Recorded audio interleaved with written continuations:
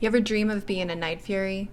Fastest thing in the sky, stealth mode like a jet black ghost, literal plasma cannon for a face. You'd think it'd be awesome soaring through clouds like a shadow with attitude.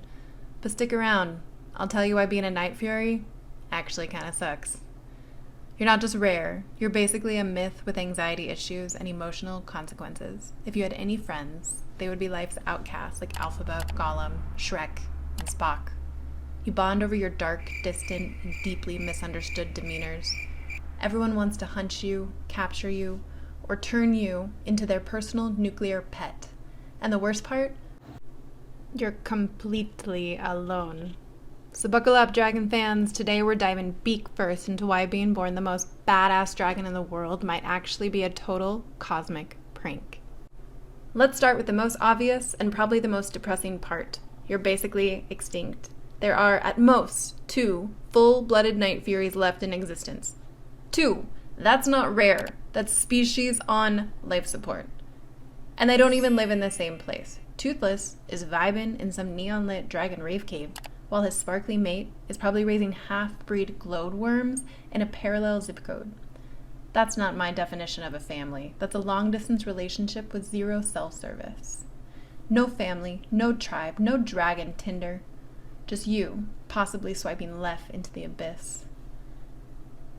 If you're a night fury, your social life is already 6 feet under before you even hatch. You're not just lonely, you're legend-level lonely.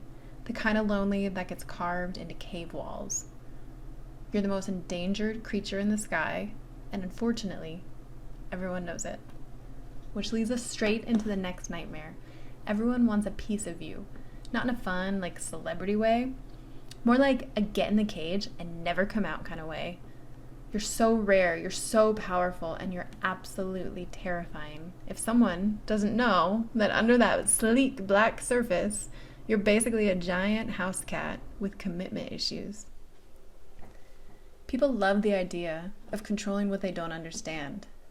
That's probably why Hiccup's dad wanted you blown out of the sky, and why Drago Bloodvis walked around with a dragon army like he was hoarding fire-breathing Pokemon. And you're the shiny legendary, the only one they want. Let's not forget your origin story. Hiccup, that soft boy, dragon whisperer, certified twig with a sword, shot you out of the sky on purpose. His whole coming of age arc started with trying to kill you. So if the friendliest Viking on the entire island had to betray you just to get a glow up, yeah, honey, don't hold your breath for kindness from anyone else. Which brings us to your very nature. You're a living, flying warhead with serious anxiety. Night furies don't breathe regular dragon fire. They shoot plasma. That's Star Wars level shit. You're not roasting marshmallows, you're vaporizing entire battlements. You're a heat-seeking ball of doom with feelings. Lots of feelings. And when you feel threatened, like any damaged nervous system response, you disappear as fast as you can go. You charge up with bioluminescent dread, vanish like a ninja in a rave, and strike from the shadows. You're majestic. You're unstoppable.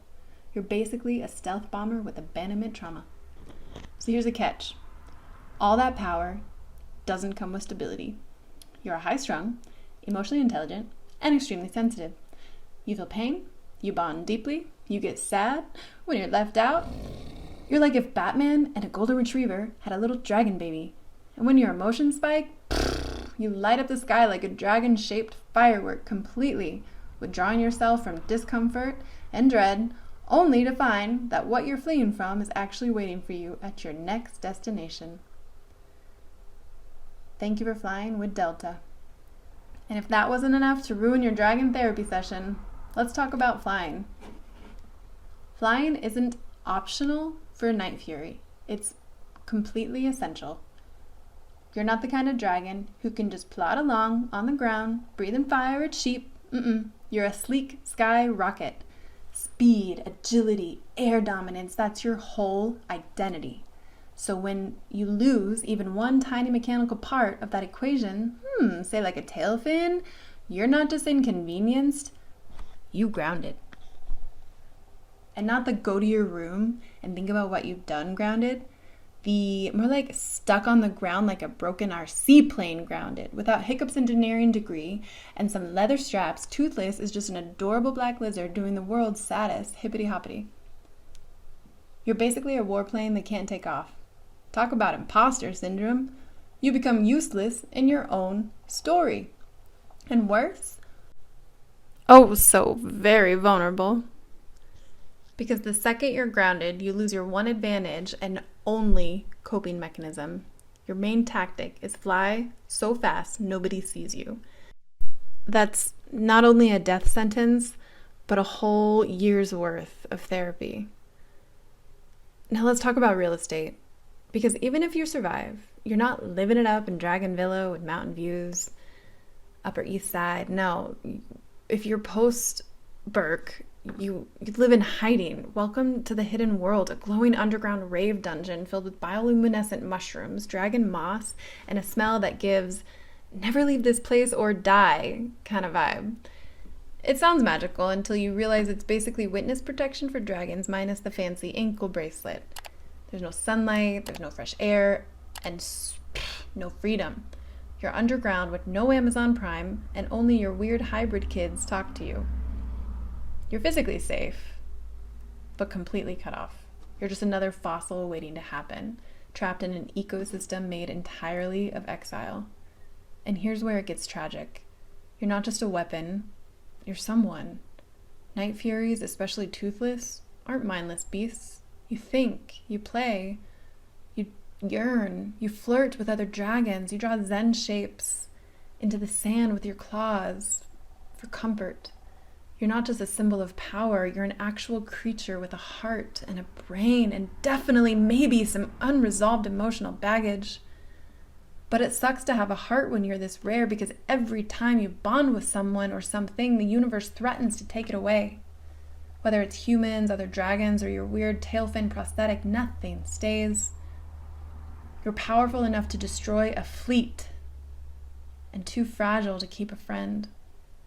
And then finally, there's the legacy, the myth, the pressure. You're not just a dragon. You're the dragon, the ultimate symbol of all dragon kind. Every move you make, legendary. Every sneeze, historic. You're not just allowed to sit and chill on a rock and sunbathe. You have to be an icon, a role model, a misunderstood hero. The weight of your entire species sits on your wings. And honestly, that's a lot for one scaly introvert who just wants to eat fish and headbutt people affectionately all day. So yeah, being a Night Fury sounds incredible. And don't get me wrong, the speed, the stealth, the glow-in-the-dark Fury mode, unmatched. But underneath the cool exterior is a lonely, hunted, high-powered dragon trying not to crumble under the weight of extinction and expectations. You're not just a creature of legend. You're a metaphor for burnout, for pressure, for having wings and nowhere to go. But hey, at least you're cute.